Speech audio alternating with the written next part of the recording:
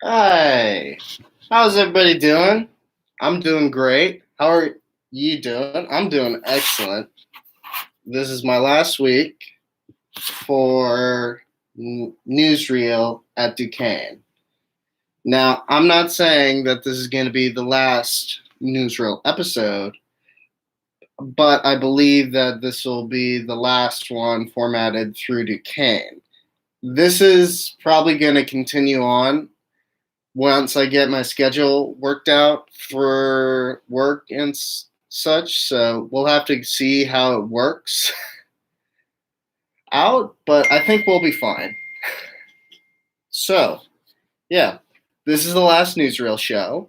How's everybody doing? Good, great, awesome, cool. So, let's get started with the rolling out of the show.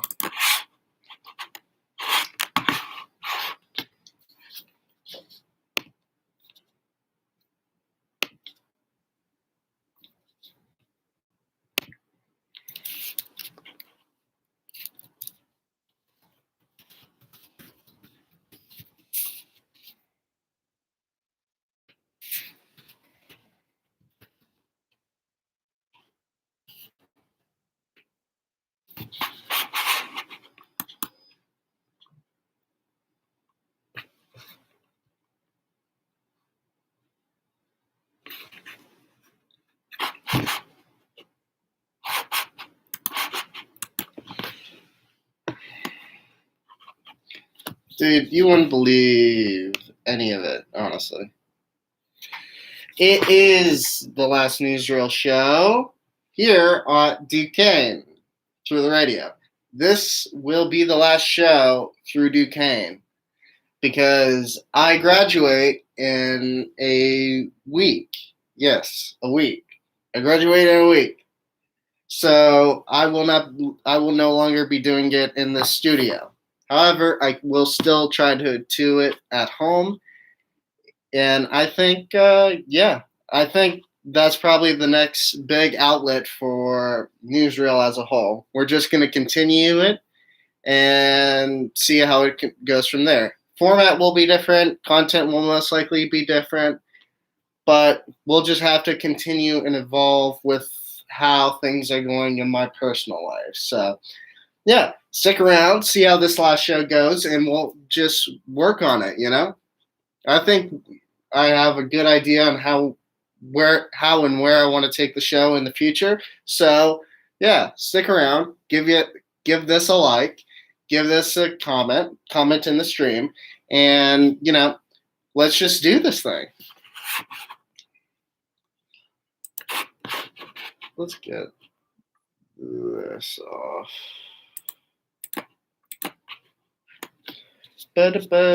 Give this stream a like.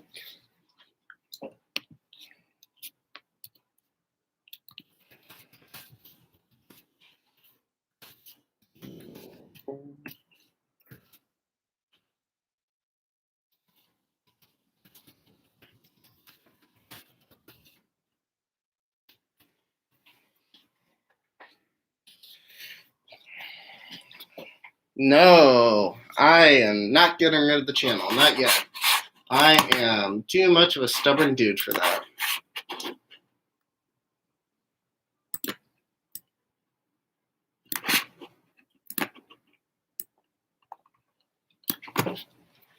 So yes, give this a like, say hi, spread the word, do whatever you can. Make sure this video gets to at least 2 likes today. 2 likes, a whole whopping 2 likes. There we go, 2 likes. There we go. See, we're already at the goal post. Now can we get to 3 likes? Because this is going to be a very special show today. Because it is going to be talking about the first ever topic we ever talked about here on Newsreel.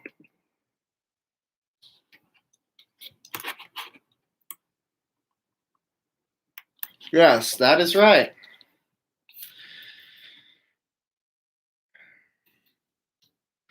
So, all right, let's start off by saying that the Oscars was not interesting at all this year. I'll dive into it a little bit more. Give me a second. You're going to hear my intro about 3 more times, so yeah.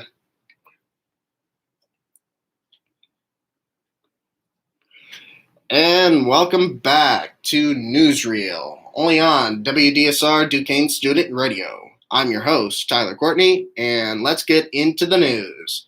First and foremost, this is the last show. Yes, you heard that right. This is the last show here on WDSR Duquesne Student Radio.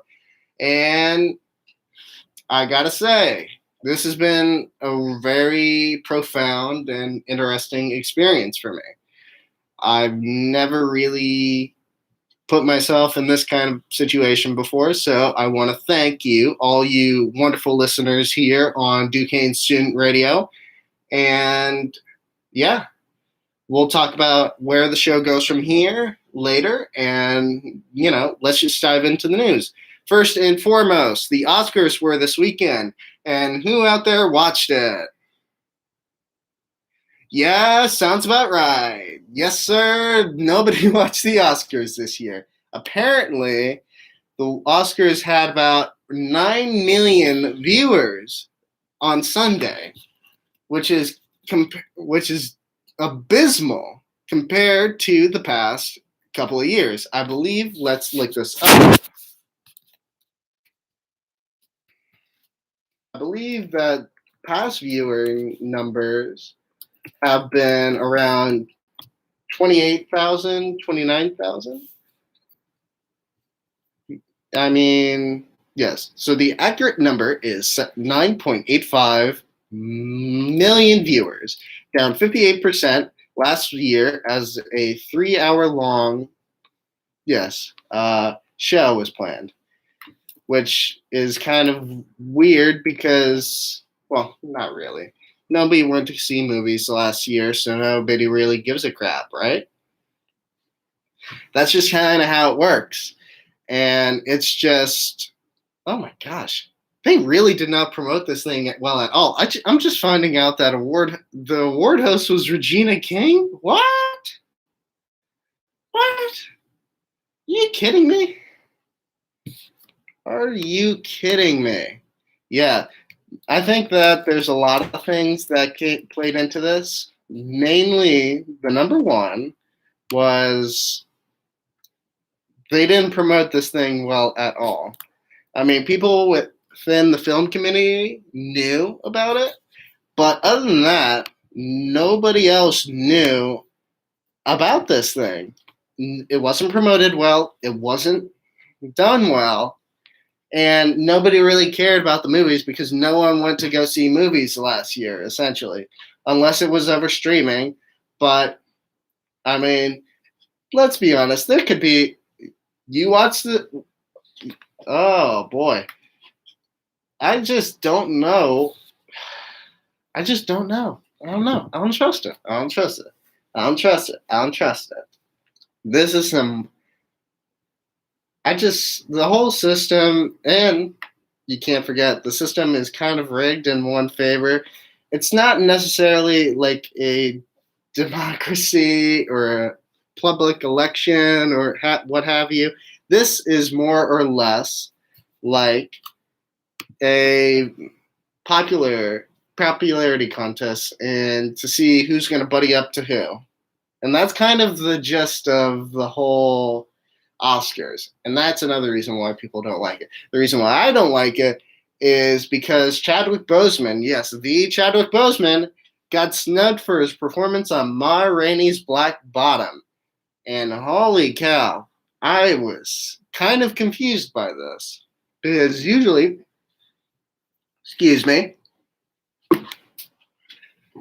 posthumous nods. Let's go with noms. Posthumous noms usually get the win. I guess that's not the case, right? No. He lost to Anthony Hopkins for his role in The Father.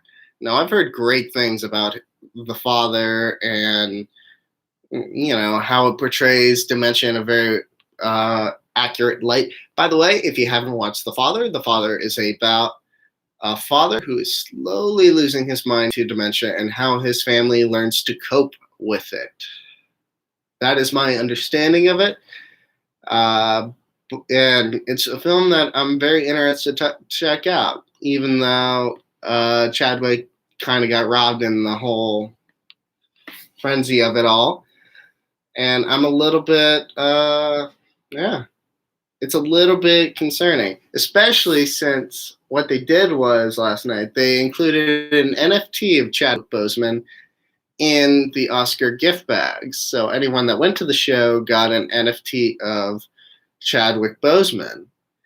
And for me, I think that's a really, really messed up concept because I just don't think that that's appropriate or fair to anyone involved.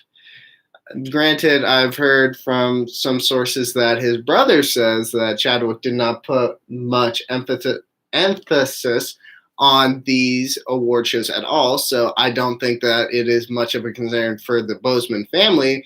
But what is a concern is that Chadwick is being profited off of after his death. And that's a little sketchy, in my opinion. He got an NFT tribute. It is a gold, it's a gold mold of his face mixed in a purple-ish jungle. That's the NFT. So, yes. But I will give Hopkins the creds he deserves. He does acknowledge Chadwick in his speech, and, you know, he does acknowledge him, and he's very polite about it, as most Brits are, and he does a good job. I think he handled it well. Let's see how many people on Twitter are reacting. Anthony Hopkins is a masterful actor, but Chadwick Boseman not getting acknowledged for his body of work and spellbinding performance that he delivered while dying of cancer is the kind of miss that will haunt the Oscars for years, and neither Boseman or Hopkins deserve that. This is from Lou Hare at the fake Lou Hare.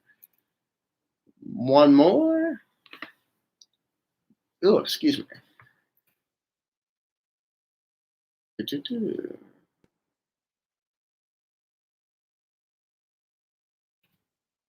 According to Sweevil Dreams, Chadwick Boseman is our Oscar 2021 winner, and everybody knows it, and that's that. One more. I understand, and this is from Anthony Rapp. I understand folks' disappointment that the great Chadwick Boseman wasn't posthumously honored at the Oscars last night. At the same time, Anthony Hopkins' work in The Father was stunning.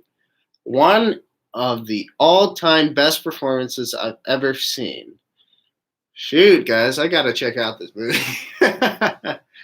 I really do. And the Best Picture nomination went to, or win, I should say. Best Picture win went to Nomadland. Now, Nomadland was a film that explored the complications and complexities of living in a very minimalist way. Living in a very minimalist way and exploring how a life of a nomad in current day America is explored. Now, that's another one I gotta check out because I think that one's kind of very interesting in the way it portrays the shenanigan. I shouldn't say shenanigans, but just like the trials and tribulations that one of that nature has to go through. So, yeah. But you know what I did see? I saw Mortal Kombat. Yes. I saw Mortal Kombat not only once, but twice. I saw it twice. And what did I think of it? I liked it. I thought it was going to be absolutely jaw-droppingly terrible, but it was not. I enjoyed it very much, honestly. I think that, honestly, I just kind of wish that it explored the characters a little bit. more, you know? I wish that it explored the characters in a more meaningful and complicated way. And I just kind of wish that, yeah, there's some flaws in it. But let's get to the positives first and foremost. The positive, first and foremost, is that the cast does a great job for the most part. I think that everyone in the cast does a great job, specifically Joe Solemn. I I believe that's how you say his name. Joe Solemn as Sub Zero. Man, was that guy intimidating.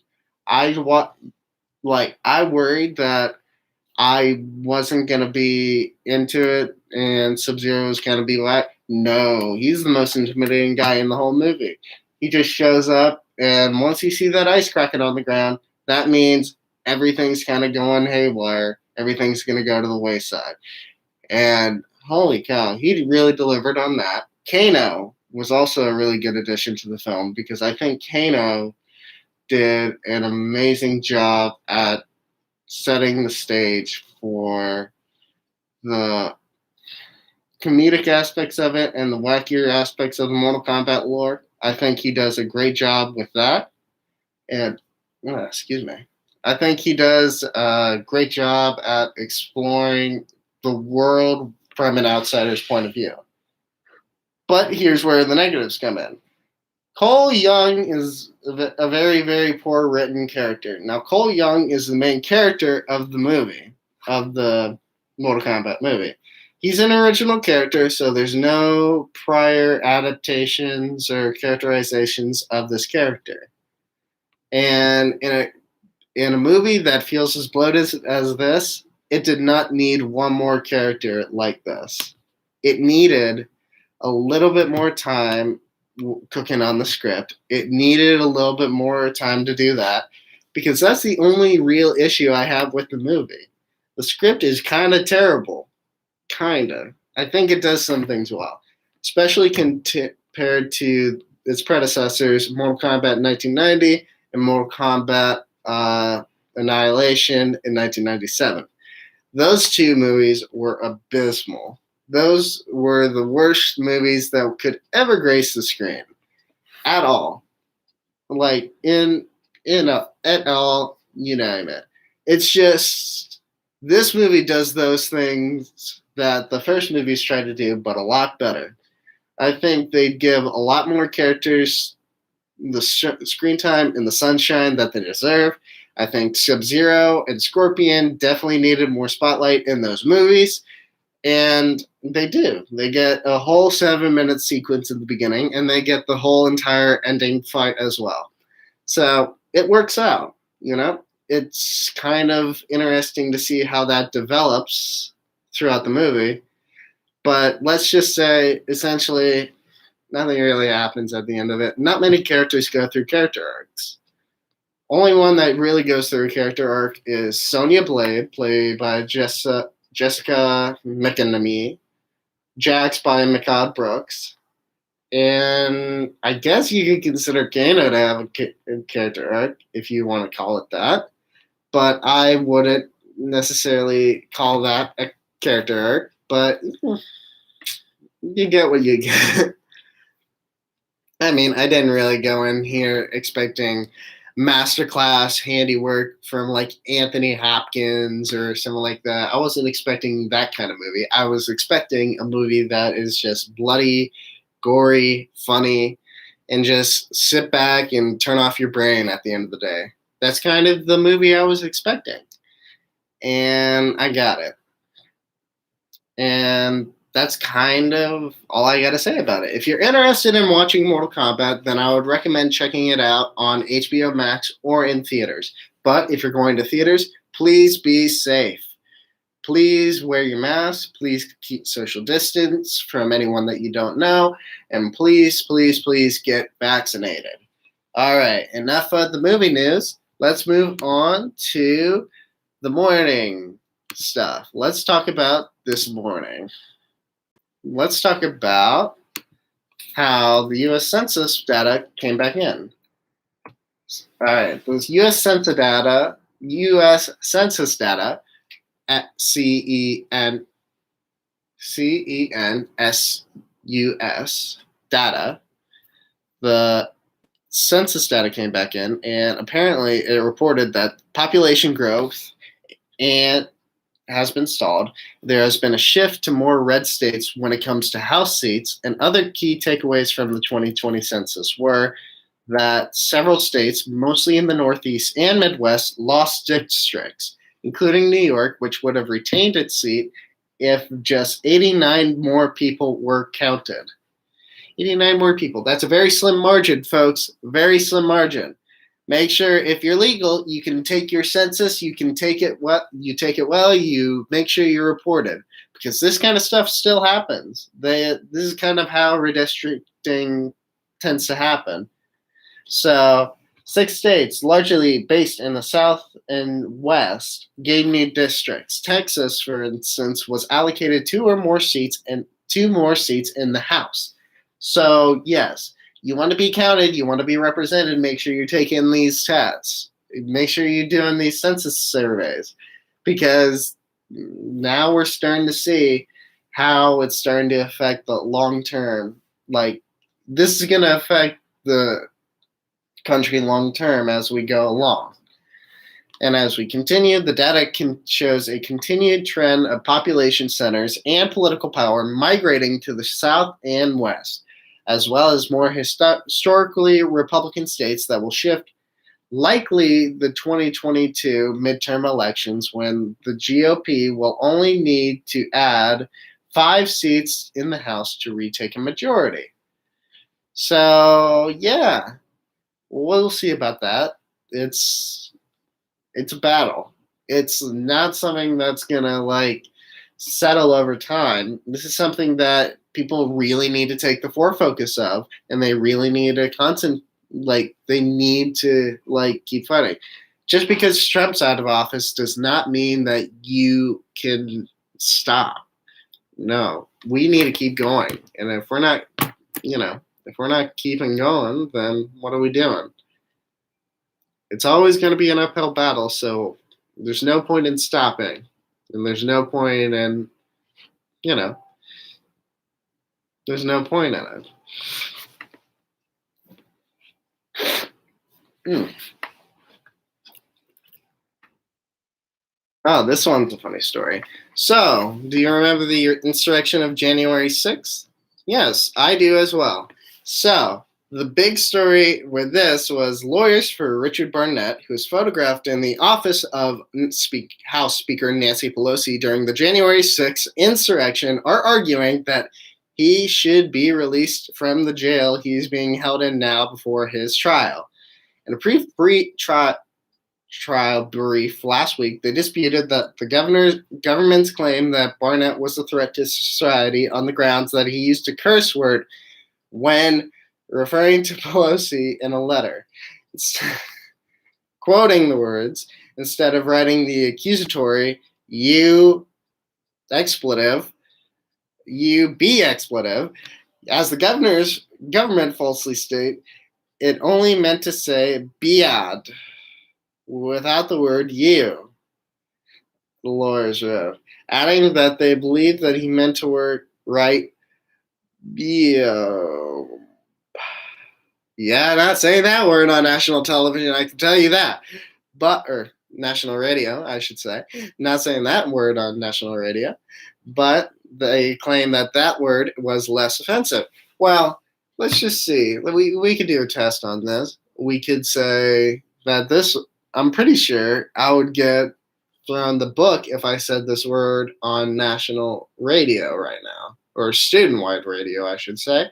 But you know what? There. I was saying the exact same word that this man was saying right here. But then again, I think he's going to get in trouble. But this is my last show! So, yes. We're just going to have a great time of it. But Barnett is currently charged with entering the restricted Capitol grounds while carrying a stun gun, aiding and abetting the disruption of the congressional session, and theft of public property. Good. I hope these guys get thrown the book, and it seems like they are with half-baked excuses such as this. So we'll probably see how that develops over time. In other news, cops are kind of still being jerks again. They're still being jerks about this thing, as cops who violently arrested 73-year-old with dementia laughed about it. They laughed about it afterwards. New footage showed Colorado police officers laughing while rewatching body cam footage of themselves arresting a 73-year-old woman as she sat handcuffed to a bench in a nearby jail cell. This incident happened about a year ago, but the trial is underway currently, I believe, and a lot of this footage is becoming more and more. Well, this footage is now becoming available to the public. Karen Gardner was aggressively arrested last year for stealing $13 worth of items from a Walmart.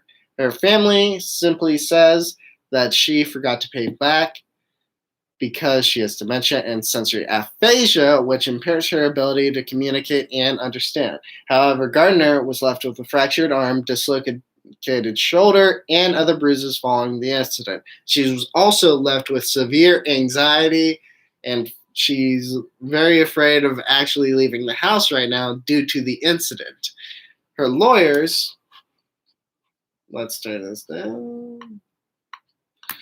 Her lawyers, on the other hand, are suing the officers involved, claiming that they knew she was injured but failed to take her to the hospital, call her family, or call for a mental health professional as she cried out in her cell for 6 hours.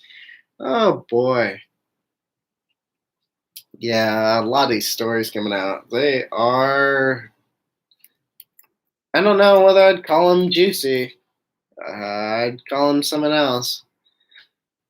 Despicable would probably be the best word for this, because I cannot believe that this is still happening. But then you look at it and then you see a lot of these people are just, I feel like a lot of cops, like, they try to generate those types of people within their department, just angry, like, people that want to go out and, like, serve justice. They kind of want to rile them up and just, get them, like, in that mindset of, hey, I want to do my job, I want to serve justice, but at the same time, I'm going to have fun doing it. I'm going to, like, go out and harass people just for the fun of it. And that's not cool necessarily. I just think that it ties in a lot with, like, a very toxic masculine perception on how they are supposed to be, and how that in at all just kind of corrupts the soul a lot. It corrupts their soul and their understanding of a lot of things. It's just that news is just very disappointing for me to hear. I'm not defending the officers involved. I hope they get the book thrown at them. But, I mean, these departments really do breed this kind of intolerance and this kind of just aggression that they show when dealing with these kinds of situations. So, yes. Moving on.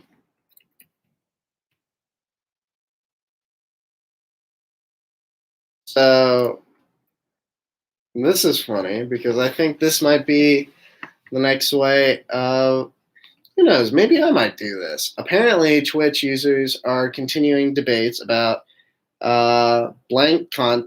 very no content. This is the last time I'm going to say no content on here, but no content on the platform, as hot tub streams are gaining more popularity. Woo! Hot tub party with the boys. Let's go. But it's not like that. Instead, it is scantily clad women in hot tubs, kind of playing along with, pushing the boundaries of the terms of service with Twitch. They are just wearing bikinis in these hot tubs, and they're like, oh, hi, boys, how's it going? Oh, you came here to hear my personality? Okay, cool. And all that. So that's a very reductive way of saying it, but it's kind of how it is that the situation is going on. So essentially, a lot of people are getting upset because they think that they're doing the bare minimum, essentially. But the trend has been criticized by popular streamers, including XQCs, as pathetic and trash. Meanwhile, others have defended the creators' rights to wear whatever they want. But a lot of other streamers, such as popular streamer Annie Fuchsia, argued that some of the no-no content on Twitch allows the boundaries to be pushed too far, and when you have actual P word, it has to be so much hard to be counted as P word. Yes, you just heard that right. P word. Oh, Jesus. But no. I think that, at the end of the day, you got to do what you can do to really get that grind. I think this has a lot of misogyny tied into it. I mean, the way I describe it, I can acknowledge is a little bit misogynistic at times as well.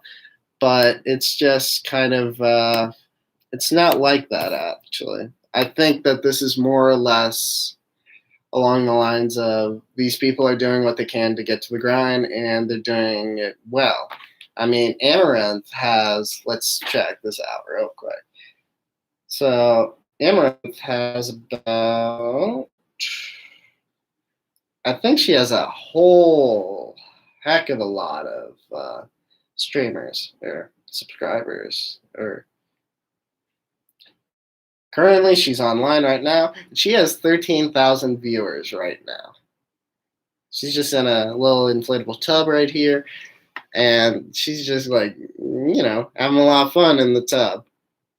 Don't get it twisted at all. Yeah. And there she is, drinking a little champagne, having a little fun. 4K, shameless, hot tub, bikini try on, 4K, shameless, just chatting. Yes, sir. Yes, sirree, Bob. So that's essentially that story. I say let the girls do what they want to do. If they want to play around with the guidelines, and let them play around with the guidelines a little bit. Twitch hasn't really done anything about the situation, so I don't think they see it as much of an issue. But we'll have to go and see as the days going on. So, next one.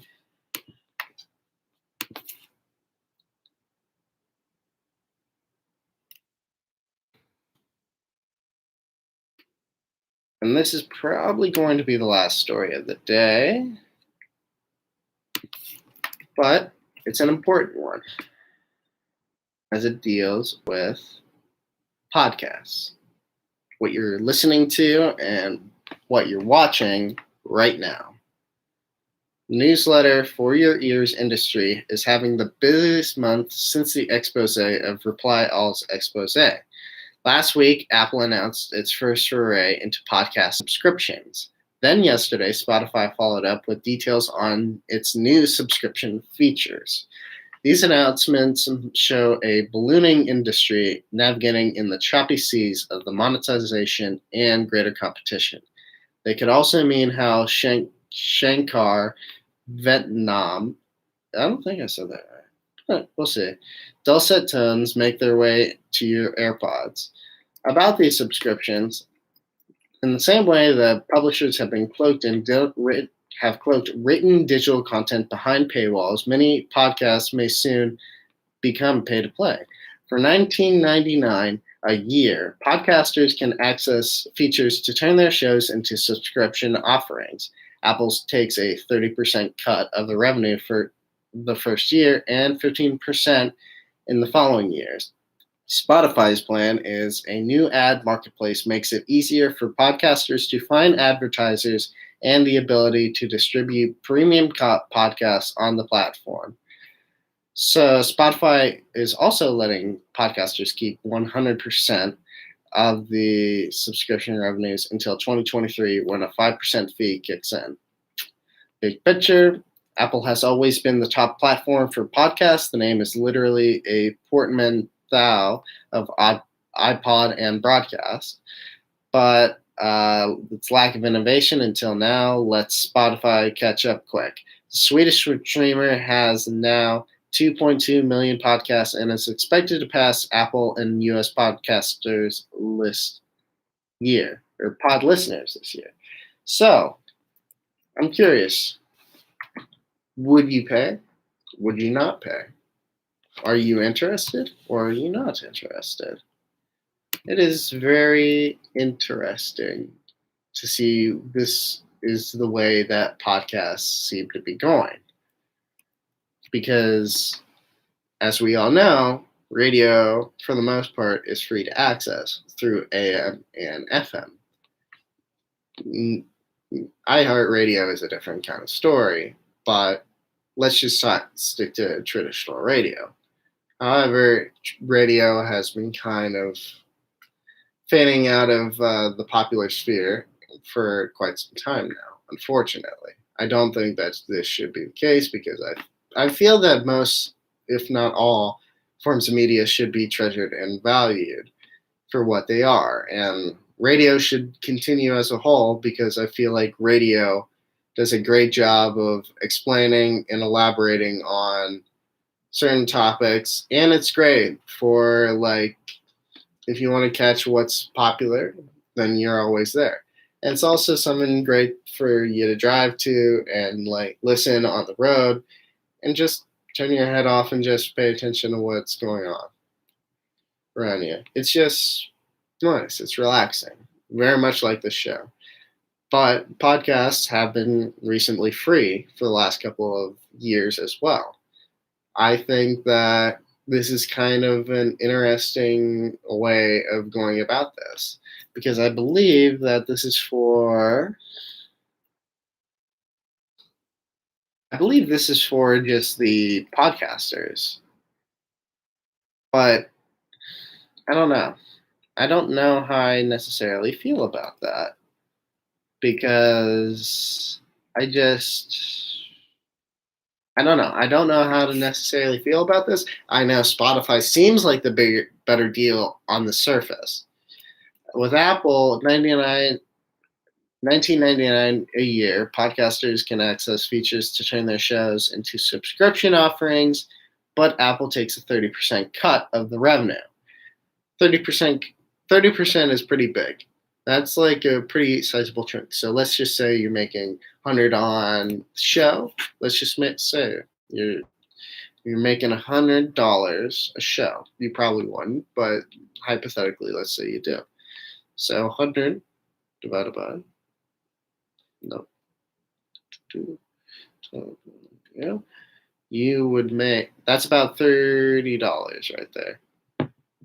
That's essentially about $30 at all. That's kind of how it would work out for the most part. So let's just see. I don't know. I think this might be the future of how podcasting works as a whole. I think this might be how things evolve over time. And I think that in general, I think that things are going to be a lot different within the podcasting world and the radio world, especially since I feel like podcasts and radio has sort of this relationship where, it's radio slowly becoming the new form of podcasting because people, when you turn into radio, you just tune it on and you just want to just focus on whatever you're doing at the moment and just have some nice music in the background while you're listening. I think that's the main goal about radio. However, I do think that podcasts are a part of radio now, essentially. It's a different form of radio, but I think that it is an important discussion to have where the audio-based media industry is going. Yeah. I mean, yeah. Now that the leading platforms are doubling down on subscriptions, listeners may need to get more accustomed to paying for their favorite shows. That's not going to happen. That's going to hurt a lot of back end numbers. But despite the drop off in commuting, podcasts have become more popular during COVID. An estimated 41% of the American population over the age of 12 listens in, and this year, annual advertising revenues are expected to top $1 billion in the US for the first time. So we'll see. We shall see. Huh.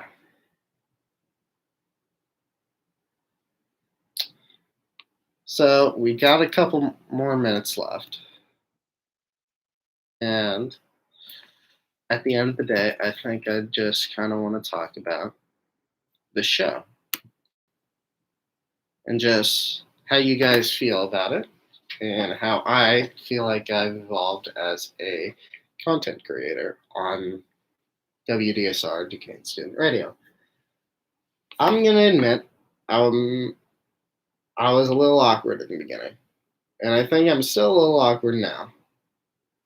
But I think I'd like to admit that I think I've worked on it. I think I've evolved. I've definitely become more prepared over the sessions, these just chats between you and I. And I think, I really do appreciate that there are people out there that are tuning in and checking out this show. And I think that's a really cool and awesome thing. Granted, is this a perfect show? By all means, no. I don't think this is a perfect show. But I think that over time, and with a little more patience and a little more drive behind it, that, I think that this show will be remembered well. I'd like to hope that it's remembered well. But, yes. With that being said, I think I'm going to end the show here. Good luck with your finals, everybody. Good luck with everything that's going on in your life. I'm graduating on the 7th, and for any graduates that are listening in to this call right now, I wish you the best graduation. I wish you the best summer, and I wish you to get a great job. Yes, sir, Bob. Anyway, I will talk to y'all later. Have a great day. Have a great week. Have a great month. This has been Tyler Courtney on Newsreel for WDSR, Duquesne Student Radio, signing off.